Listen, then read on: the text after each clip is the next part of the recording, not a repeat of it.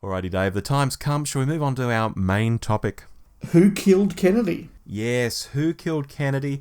We've put the synopsis out as a secondary show. You may have heard it, you may not have. Dave, why don't you kick off by telling us just why you picked this before we get into what it is and all of that stuff? I picked it for a couple of reasons. One is that it's a very, very unusual piece of Doctor Who fiction. It sits almost aside from everything else. It's not a new adventure. It's not really a missing adventure. It's a standalone book that was made by Virgin at the time. It really lit a spark for me when I read it the first time. I've read it now 4, maybe 5 times over the last 30 years. So it's really sat there with me. And I thought it's a book I want to talk about because I enjoy it, but it's also a book I want to talk about because of what it says about where fandom was in April of 1996. We're a month away from the telemovie.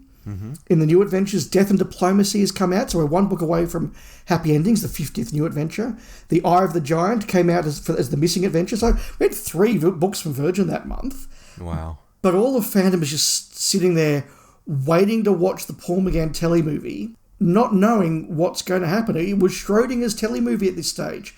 It could be the start of a great big Fox American Doctor Who series, or it could be that this is the one that is broadcast, flops, and that's it. We had our shot at a comeback, and it's gone, and we've lost the Virgin books because of this. They've lost the license because of this thing. So fandom really was just in this really tense place in April of 1996, and that's, I think, interesting and worthy of exploring.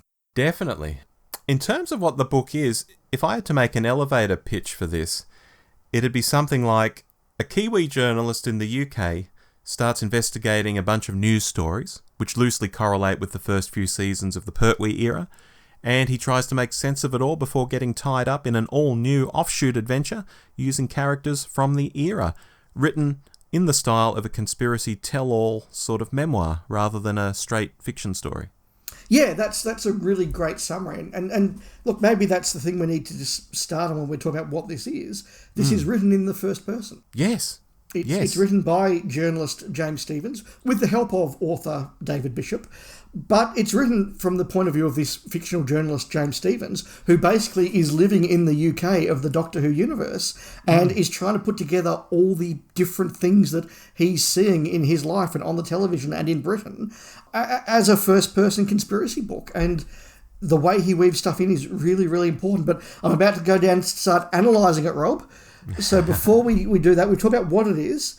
Yeah. Let's talk about when we each first encountered it. Well, I was aware of it being a thing, and this is going to surprise you, Dave. I was aware of it being a thing when I started on the EDAs around 1997, because it was still hanging around in sci-fi bookshops at that time. But I didn't stump up for it, and I didn't read it. I didn't quite get what it was, I think, and I wasn't curious enough to pick it up. And it's remained that way since, even though it was something I later became more aware of, and I believed it had a good reputation. I sort of got a feel for what it was about. And I had this feeling that it was something just a bit different. But no, I never actually chased it down and read it cover to cover back in the day. I think the few times I saw a copy for sale after some years had gone by, it was already pretty expensive. So it was just one of those scenarios when you're not super duper into something and suddenly it costs a fair whack of change. I just didn't bother with it. So exclusive, Dave, this was my first reading. Fascinating. Oh, that's really, really interesting. So look, I was in fandom at this time. I was very heavily involved in fandom at this time. I was just off turning 16 when this book came out. I could remember this turning up on lists of forthcoming titles from Virgin. So they'd say, here's the next batch of new adventures we're doing. Here's the next batch of missing adventures we're doing. And also in April, we're releasing a book called Who Killed Kennedy? And everyone's gone, what's that? Yeah. Then the covers come out, and it's very clear they could only afford 2 artwork covers that month because it's got a very, very basic cover. A very basic cover. And so everyone's looking at that and going, I still don't know what this is. But I can remember stopping off at the bookshop on my way to a local Doctor Who Club meeting at the time and buying it probably a couple of weeks after it came out. And sort of getting to the meeting and saying, I bought this on this way.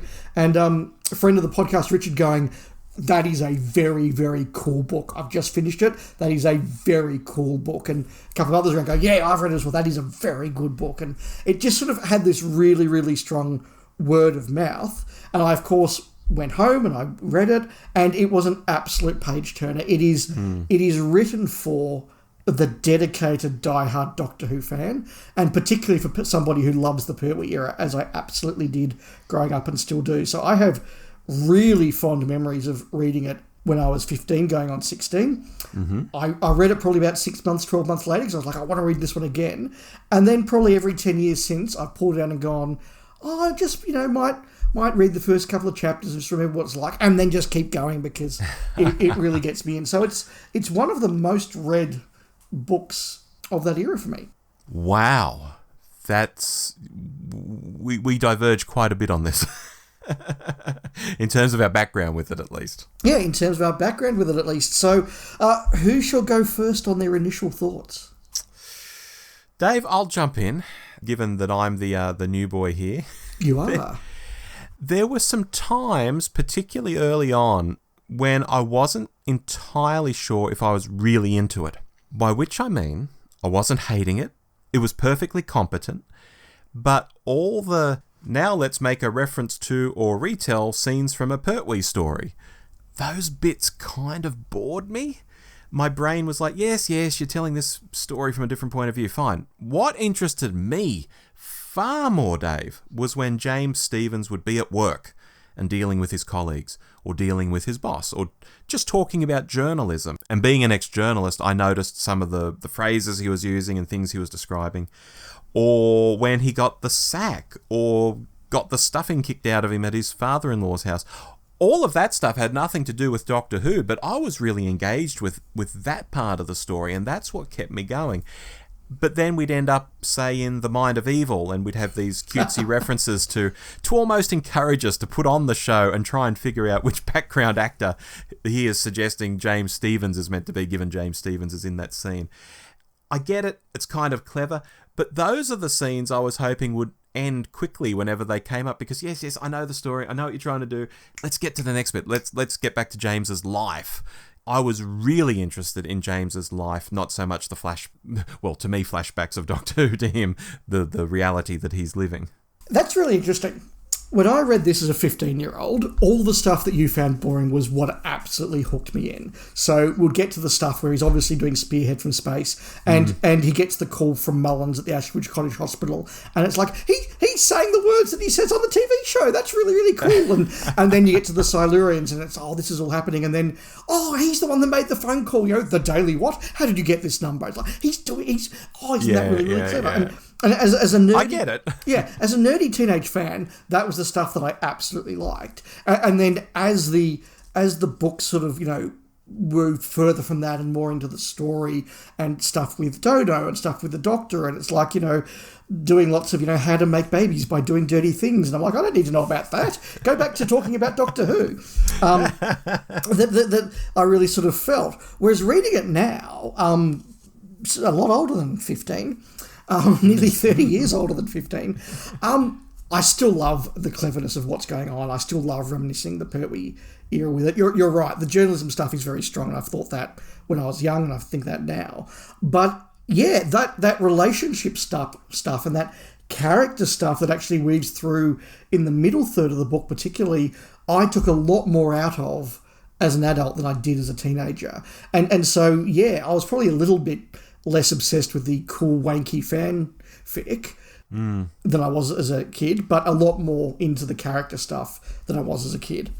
Oh yeah, to throw in another example, when they're doing the Demons, James Stephens, because he's a Kiwi, he'd be into rugby. The authors picked up on the idea of, in the Demons, they mentioned there's going to be some rugby on television, like the unit boys were going to watch the rugby. And he ties all that in. And I can see how it's clever. I can. But yes, as an adult, reading this for the first time, I was much more interested in the real life stuff, so to speak. And that includes the introduction where JFK and Bobby Kennedy are sitting around and nuclear war is about to break out and all of that stuff. It's a teaser that sort of goes nowhere, but I really liked that as well.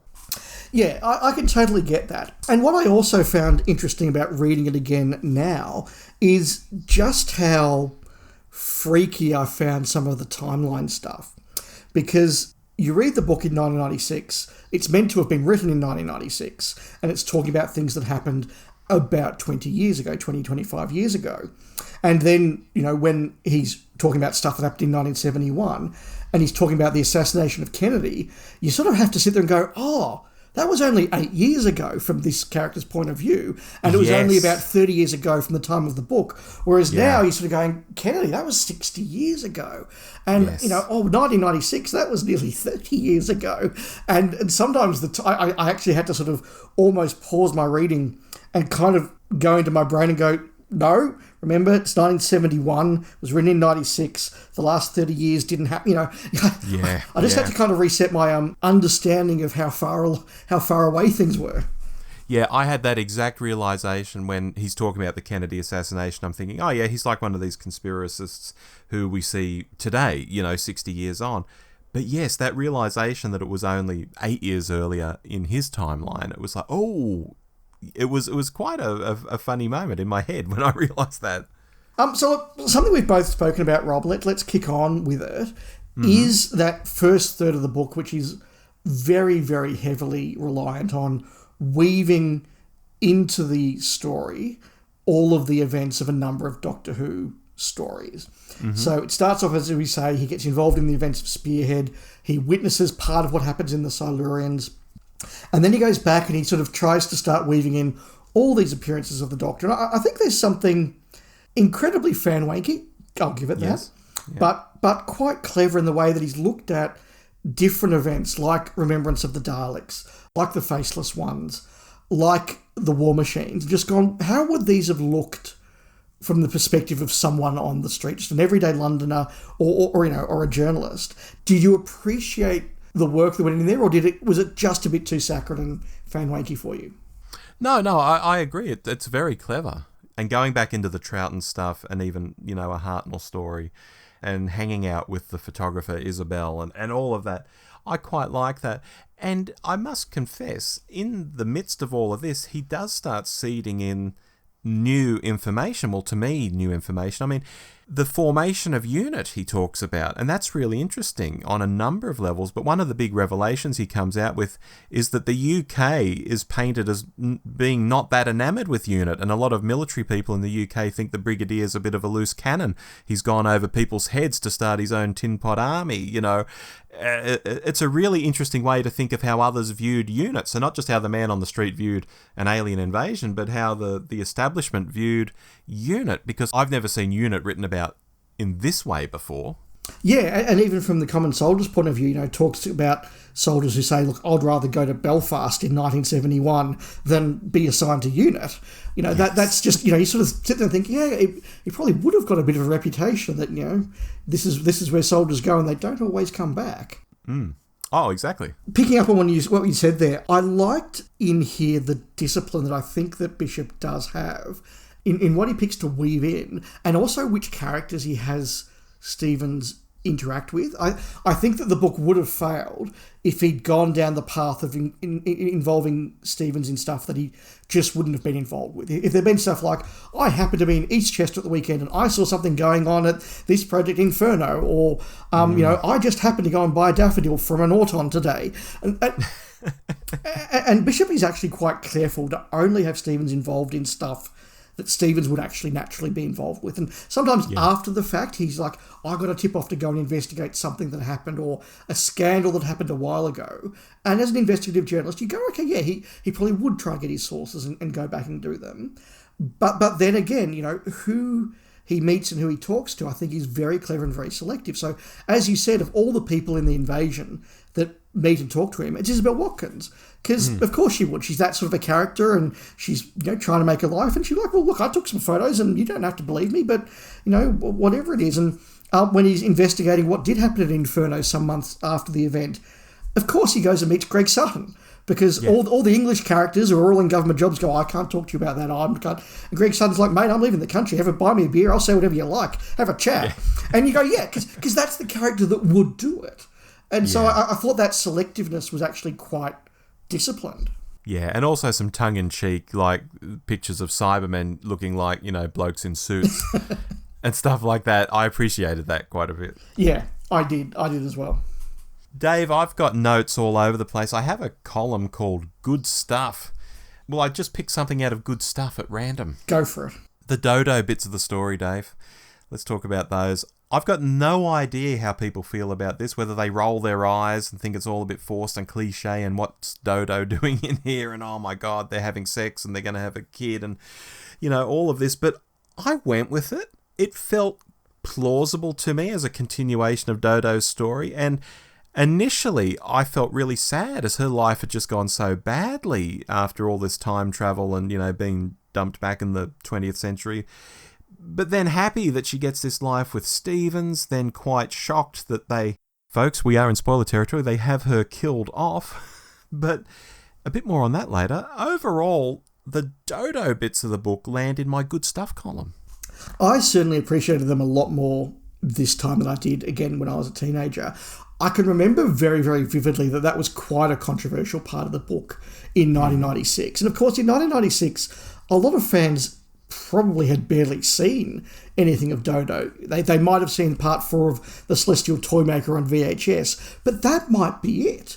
And all they knew was that she was in The Gunfighters, and everyone hated The Gunfighters, or maybe they've seen the arc with her changing accent, and it was she was a bit of a figure of fun. Nobody really knew much about her, and it also unfortunately got conflated with the First Doctor Missing Adventure, which had Dodo featured in it, and infamously she slept around and got space syphilis or something. And so there was this sort of feeling of like, oh, well, Dodo's fandom's whipping girl. We could just put her in books and kill her and give her syphilis and all that sort of thing. And neither book is really like that. And this one certainly isn't. I think it's actually, you're right. We like to think that travelling with the Doctor makes you a better person and is a fun thing to do, but Dodo did get zapped by Votan and did sort of get sent off to the country, and clearly she's not had a happy life since, and that really, really was quite shocking for me. But it's worth noting, when you read some stuff the author said about that, he originally wanted Dodo just to be a character like Isabel Watkins that would come in, tell her a little bit of the story, then go. And he said, actually, she's really come into life in my head. Oh, well, maybe she'll stay a bit longer. Oh, now maybe she'll stay a bit longer. And he just found that it all flowed very, very naturally for him because the character just got in his head. And I can see that now when I read it. He does take a little shot at her ever-changing accent in one passage. He does. Which I noticed. I'm going to make the point that this got a lot darker than I remembered, a lot quicker. I sort of remembered it being about half the novel being very fan-wanky and very fun and just going through the Pertwee era.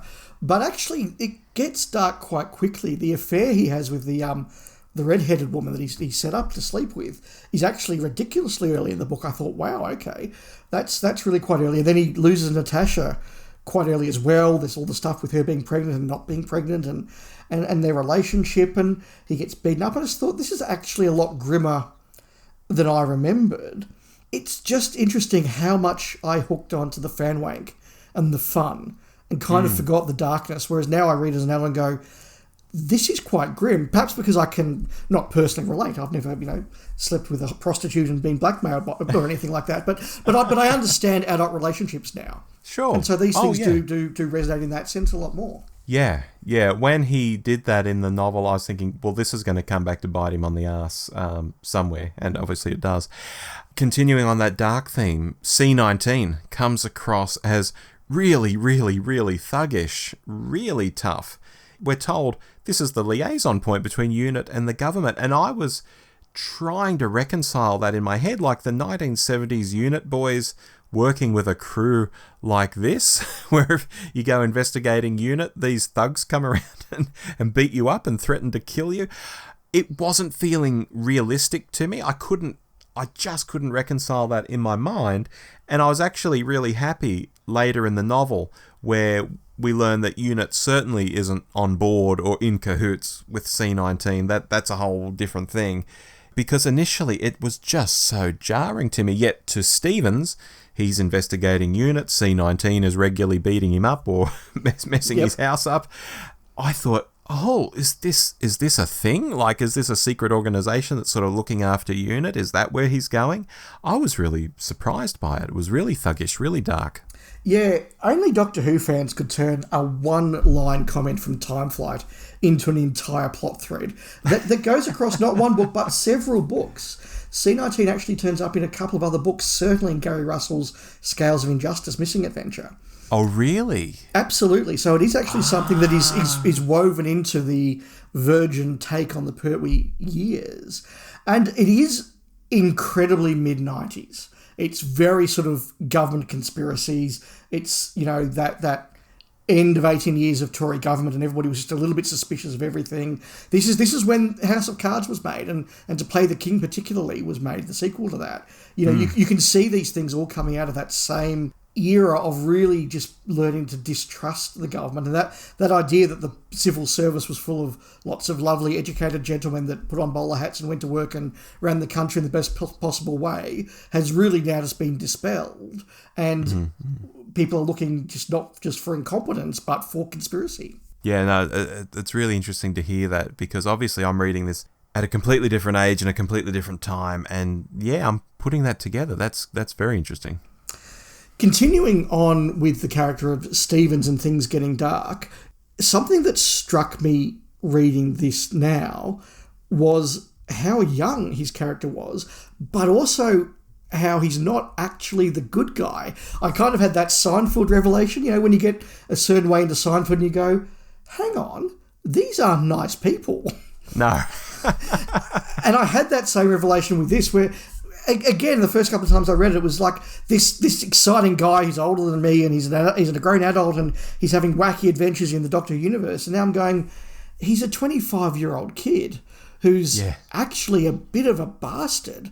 And again, that revelation makes it so much more interesting. But it just changes the whole take of the novel, and it means that he's not a Mary Sue, which I think is important. No, not at all. And perception, as they say, is everything. Your perception of him as your 15, 16-year-old self is so different to what you're having now. Whereas I guess for me, I'm just seeing him as a kid, as a junior sort of journalist, and thinking maybe back to my time at that age and what I was like and all of that stuff. So I've never had the reverse of that, but I can see totally where you're coming from, yeah. Yeah. Looking down my list, I've got an interesting unresolved here, Dave. Barbara and Ian are described as going missing at the same time as a 15-year-old girl they were off to meet. That sounds really fishy, doesn't it? And then Stevens describes Ian and Barbara returning to the UK and becoming well-known educators, but he doesn't ever go near the fact that the 15-year-old girl is still missing. I mean, how would that play out in reality? Surely they would be suspects. Even a par or two of them being investigated, I think, would suit this kind of book, but it's kind of brushed over. He sort of introduces it into the text and sort of then just marvels at their knowledge as educators rather than speculate over the missing girl who they went to meet and who's never been found again. That seemed like a missed opportunity and something an investigative journalist wouldn't actually have brushed over. It's interesting you say that, because I had a similar moment of thought when I read it this time. I think he does try to get away with it, because he does have that stuff about how investigations into the girl found that she actually never existed. There was no record of her. When they went to her registered address, they found a junkyard. And so I think they were sort of trying to paint it as maybe the teachers were victims of something and the girl was, something a bit more sinister. And that's maybe how he's trying to get away with it. But I agree, it doesn't quite work that way. Yeah, just a random thought I had. I think it's probably worth at this point looking at the structure of the book. Yeah. It's very obvious to me reading it, but also, again, reading interviews after the fact with David Bishop as the author, that he made a pitch to Virgin, said, I want to do this book, and they've gone, that's a really cool idea. Go write us 30,000 words or whatever it is, and then we'll have a look at it. And he's written the first 30,000 words and researched, and it's fun, it's clever, and it's inventive, and it's doing what he wants it to do. And Virgin, Rebecca Levine goes, great, sold. Go write the rest of the book. And then he's gone, bugger, I need a plot now. and you can feel the book twisting a bit to go, right, I can't just spend the entire book walking happily through the Pertwee years and just doing lots of fanwank heavy continuity. Mm-hmm. I've got to have the plot go somewhere. And in the middle third of the book, he does the stuff where the glass house is introduced, the master's introduced, Dodo's introduced, and that kind of works. And then he said he remembers meeting with Rebecca Levine, the editor, and going, so how do you think we should finish this? And she's sort of like, well, maybe some stuff with the Doctor, and what do you think? And he's like, look, I've spent so much time seeding this JFK stuff.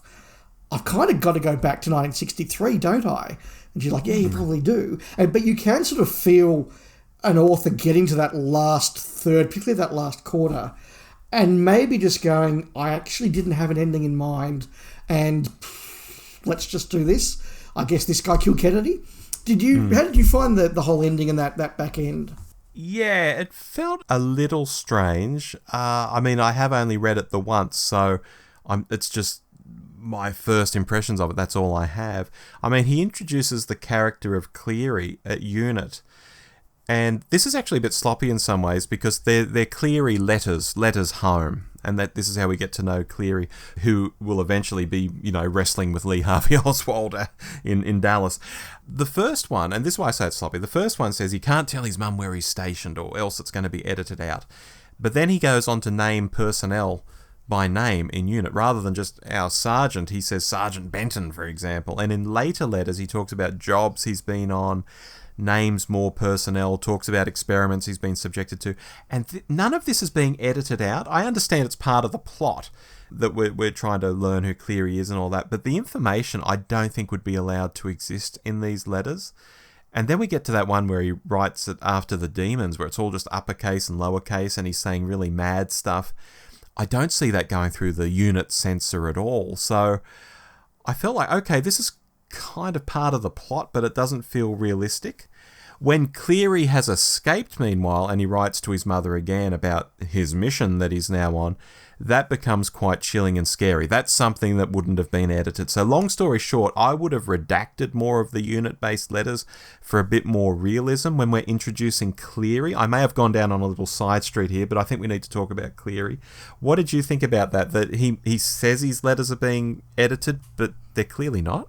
Yeah, I think that's a real benefit to the book that there is that extra voice in there and that extra perspective in there, and that they do stick with that first-person narrative even when the first person switches to Cleary. I agree. I did read them and sort of thought, well, you're kind of lampshading what it says by saying, I can't talk about this, and then going and talking about it anyway. Yes. And I think that had he censored too much of it, it would have just been a frustrating read. So he's probably damned if he doesn't, damned if he doesn't. Yeah, particularly that Demons letter that he writes. It's a really good idea, and I can see what the author's trying to do by just showing the sort of the slow deterioration of this guy. He kills someone for the first time, and he sees aliens for the first time, and his mate's killed, and then he sees the devil, and he's just completely and utterly screwed in the head. I get that, but conveying that in letters probably doesn't quite work. Yeah.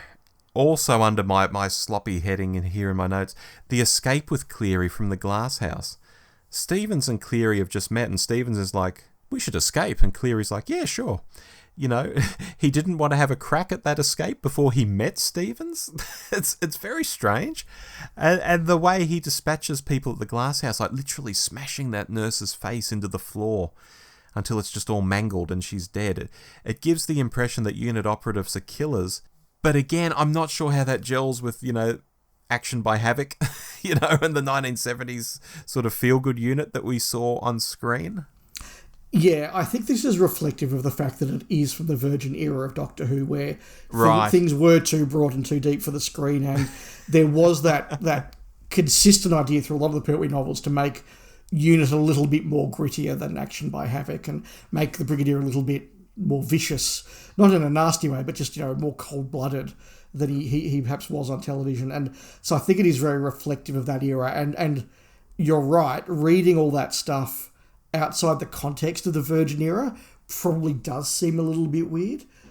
Yeah, and even the Master, maybe we go on to the Master now, is again a depiction that doesn't really sit particularly well with the Delgado performance on screen, but does sit very well with we're telling a book now, and the only people reading it are adults and fans, so let's go a bit nastier, and let's make the Master a little bit more cunning, a little bit more vicious, and all of that sort of thing. So I think that works well. I quite like most of the Master in this. Again, I don't think he quite works in that last few chapters back in 63. I don't think anything in that 63 part works particularly well. But again, I like the cleverness of, okay, well, the Master's captured. And we get a little bit of his trial mentioned in the Malcolm Hulke novelisation of the Sea Devils, but it does talk about, okay, they've captured this guy. What does the British public think? Oh, we'll call him a terrorist. And then the government says, oh, all those mistakes we made over the last couple of years? It was all him. Yeah. And I thought that was a really clever, cynical but clever way of sort of like, oh, he's responsible for the stuff at Wenley Moor. Now, we as fans know that he wasn't. But the government is going, oh, yeah, we didn't stuff up all those secret research centres. It was this terrorist guy. It was all him.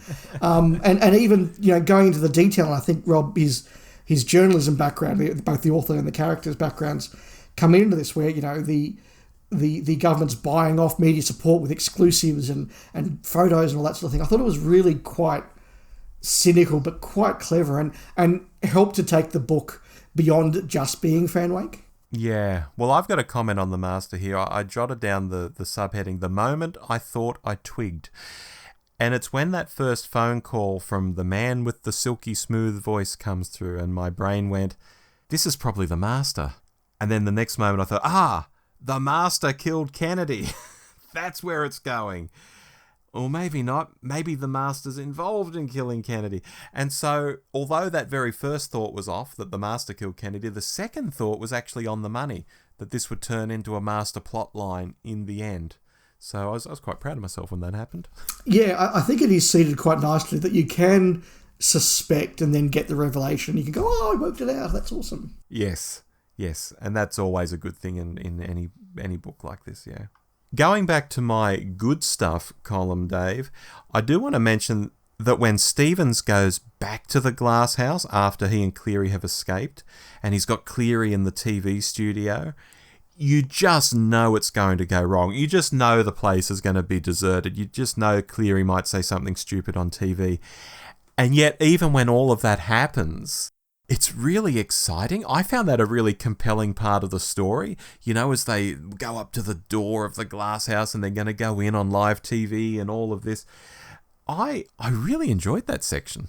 It's real horror story stuff of, you're shouting at the screen, don't go in there, call the police. And the tension comes from knowing they're going to do that anyway. And exactly what you say, you're sitting there going, I know where this is going. I know what this trope is. Stop, don't do it, James. And he goes and does it anyway. And I think that just shows how real James feels as a character. And as much as he's a bastard, and as much as he's quite unscrupulous in a number of ways, he's also the character we've really got to know.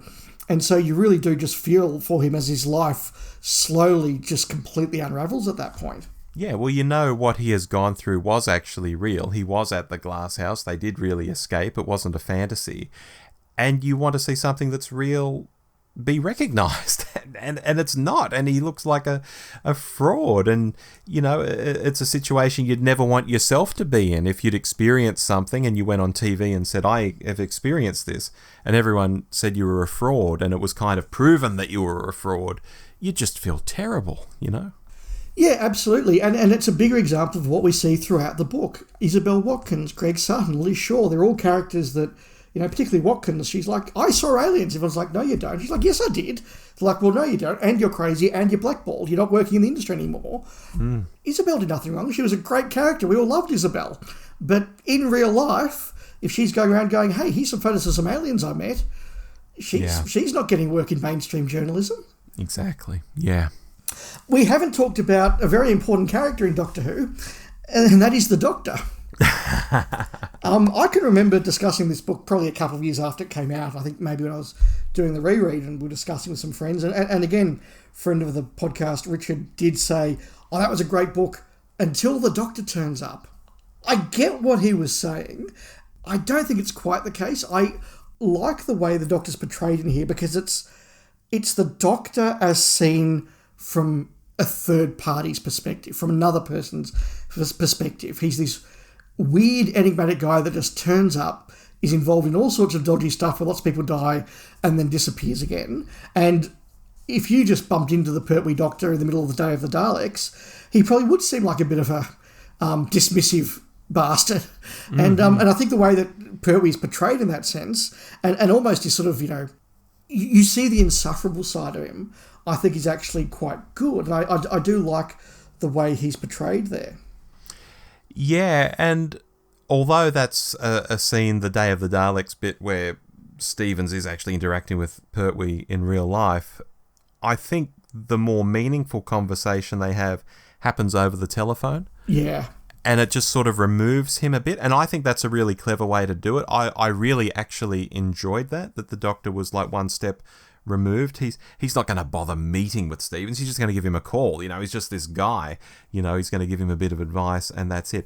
That does change, of course, when we get to the special edition, which I'm sure we'll discuss before we end this conversation. But just on the Pertwee Doctor, I thought it was very well handled. So I kind of disagree with Richard in that respect. I think they did it respectfully and sparingly. Which Doctor do you think turned up at Dodo's funeral? Troughton. I think so too, but it could be McCoy.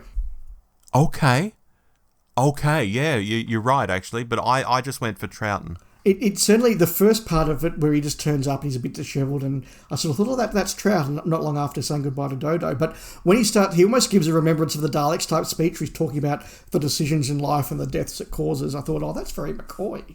And McCoy was the current Doctor at the time. Yeah, you're quite right. I had not considered that at all. Possibly McCoy.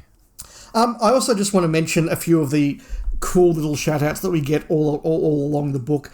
We mentioned in the summary people like Ralph Cornish and Professor Kettlewell, Frederick Masters, all these sort of little characters that are players in the Doctor Who universe, but we just get to see a little bit of them. And, yep, sometimes it's a little bit too much, but I just thought it's really, really clever. And even when we get towards the end of the book and Stevens is talking about how he became a lecturer in journalism, and he mentored people like Sarah Jane Smith and Ruby Duvall, who is a character in the New Adventure Iceberg. I just thought it was really cool, and I enjoyed all that. Yeah, obviously I don't know Ruby Duvall at all, but for people, it's like the recent Fallout TV series. You can watch Fallout as a big devotee of the IP and you get all the deep cuts, but you can watch it as a complete newbie like my work bestie did, and you still get the story, you don't get the deep cuts. Absolutely. Now, Rob, unfortunately, the book does have to have an ending. It can't just be fan rate the whole way. Yeah. And so we do have to sort of reach a point of Stevens finds out what's going on, he meets the Doctor, and that is at the point of Day of the Daleks in the TV continuity. I was thinking what a shame it was the book couldn't keep going. We could have had stuff like The Green Death, Invasion of the Dinosaurs. How cool would that have been? Yeah. Robot, Terror of the Zygons. And Bishop has said that, had Virgin kept the license, he was interested in doing some sort of sequel follow-up, but it never happened. But sometime after he wrote it, he did put the book up online and did write an alternate ending.